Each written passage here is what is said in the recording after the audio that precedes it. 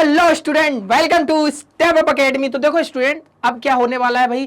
देखो सर, आपने बता दिया चलो अच्छा 10th की स्टार्ट कैसे करना है। चलो सर, आपने ये भी बता दिया एनसीईआरटी को रीड कैसे करना है। चलो सर, अब मैं इस वीडियो में आपको बता रहा हूँ कि नोट्स कैसे बनाने, क्योंकि ये दोनों चीजें तो आपने कर ली। अब नोट्स कैसे बनाने हैं उसके बारे में भी बात कर लो सर थोड़ी सी। तो देख लेते हैं भैया नोट्स कैसे बनाने। सबसे पहले मैं अगर आपसे क्वेश्चन पूछूं कि नोट्स बनाने क्यों है, बताइए नोट्स किस लिए बनाने हैं आपको। तो भाई नोट्स किस लिए बनाने हैं, सबसे पहले हम दो केसेस समझते हैं। देखना सबसे पहले यहाँ पे दो स्टूडेंट हैं। एक वो है जिसके पास ये टीवी है, टीवी मान लो, एक ये कंप्यूटर है उसके पास, ठीक है ना। कंप्यूटर पुराना हो गया थोड़ा, ठीक है ना, ठीक है, कंप्यूटर नया कर देते हैं, ये लो, ठीक है ना। अब लो कंप्यूटर नया हो गया है उसका, टेंशन मत लो तुम।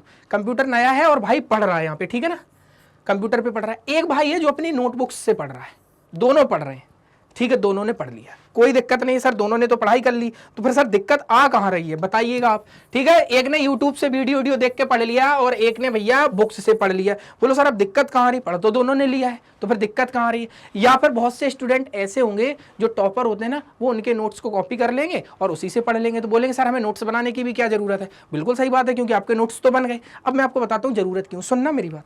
अब आपके क्लास टीचर आते हैं और वो आपसे क्वेश्चन पूछ लेते हैं आपके सब्जेक्ट में, आपने पढ़ रखा था सब कुछ, लेकिन आप वो क्वेश्चन को लिख ही नहीं पाए।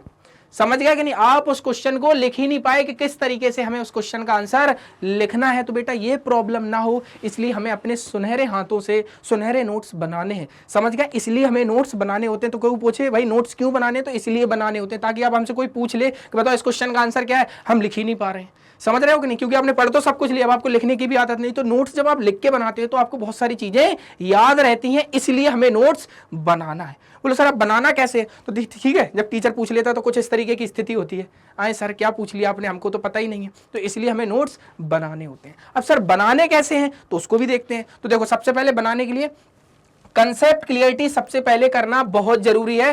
First understand the topic well, सबसे पहले आप टॉपिक को बहुत अच्छे से समझो, वीडियो देखो या आपको टीचर कोई पढ़ा रहा है या आप इतने ज्यादा इंटेलिजेंट हो आप खुद ही टॉपिक पढ़ ले तो आपको दिक्कत होती नहीं, तो फिर बात ही अलग है। जब आप ये सारी चीजें कर लो, अब आप नोट्स बनाओ अपने शब्दों में, आप खुद जो अपने शब्दों से लिख सकते हो उस नोट्स में वो बनाए। अब आप समझ गए, तो सबसे पहला हमें क्या करना है, कंसेप्ट क्लियर करना है सबसे पहले, ठीक है ना। वो हो सकता है वीडियो देख के कर रहे हो कंसेप्ट क्लियर, आप स्कूल का टीचर है वो आपको पढ़ा रहा हो, या आप इतने होशियार हो कि स्कूल में पढ़ के आने के बाद आप घर पे भी पढ़ रहे हो, आपको सब समझ में आ रहा है, तो भैया ये आपको करना है। इसके बाद आपको अपने सुनहरे हाथों से नोट्स बनाने हैं, जो आपके पास क्या होगी, एक कॉपी होगी। समझ गया हो कि नहीं। अब क्या करना है सर, उसके बाद क्या करना है, शॉर्ट एंड स्मार्ट नोट्स बनाने हैं। ये चीज भी याद रखो, ये नहीं नोट्स का मतलब क्या पूरी किताब छाप दो, क्या पूरी किताब छापना नोट्स नहीं होता है बेटा, क्योंकि जब आपके एग्जाम आते हैं तो आप पूरी किताब को थोड़ी पढ़ते हो, आपने जो लिखा है उन्हीं नोट्स को तो देखते हो ना। आपके चाहे स्कूल के एग्जाम आ रहे हो, आप बोर्ड के एग्जाम देने के लिए जा रहे हो, तो आपने जो शॉर्ट नोट्स बनाए होते हैं उन्हीं से पढ़ते हो। तो भैया उसमें क्या करना है, आपको इंपॉर्टेंट कीवर्ड्स हैं, फॉर्मूला है, डायग्राम जो सही लग रहा है कि नहीं। अब बोलो सर हम डायग्राम बनाए, नहीं बनाना है, आप एनसीईआरटी में टिक कर लो, उसको देख लो एक बार, अच्छा उसको दिमाग में फिट कर लो, अच्छा इसका डायग्राम है, ऐसा है, तो वो करना है हमें, ठीक है।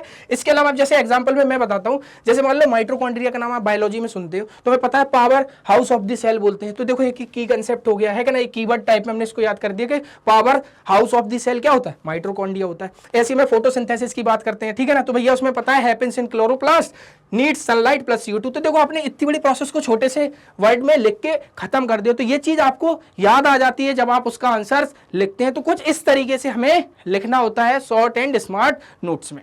ओके बोले सर अब और क्या कर सकते हैं इसके बाद, तो देखो माइंड मैप्स और फ्लो चार्ट्स बनाइए। आपको पता है माइंड मैप और फ्लो चार्ट्स इस तरीके से बनाए जाते हैं कि एक ही चैप्टर का एक माइंड मैप बना हुआ होता है। आजकल आप देखते हैं बहुत सारी बुक्स में भी आता है, बुक्स का ना रेफर करके आप खुद से बनाइए। उससे क्या होता है, पूरे चैप्टर को आप उसी एक पेज पर रिवाइज कर लेते हो बहुत कम समय में, बहुत अच्छे तरीके से। इसलिए हमें माइंड मैप्स और फ्लो चार्ट्स भी नोट्स में अपने बनाने होते हैं।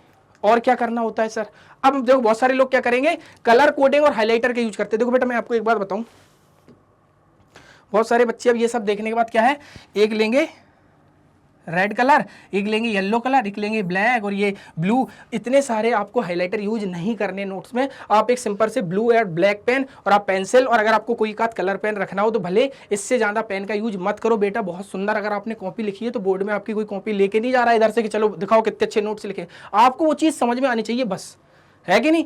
समझ गया कि नहीं मेरी बात? आपको वो सारी चीजें समझ में आनी चाहिए, बस फर्क इससे पड़ता है ना कि लोगों को समझ में आनी चाहिए कि इतनी अच्छी कॉपी लिखी, वाह कितने अच्छे नोट्स बना रहा है, पता चला नोट्स तो बहुत अच्छे बनाए लेकिन उनसे पढ़ ही नहीं पाया, समझ ही नहीं पाया, तो कोई मतलब के नहीं होते हैं नोट्स। तो ये चीज याद रखें। तो बहुत ज्यादा उन्हें कलर कोडिंग और ये सारी चीजें ना करें, लिमिटेड करें आप, समझे? क्योंकि बेटा हमें टाइम वेस्ट नहीं करना।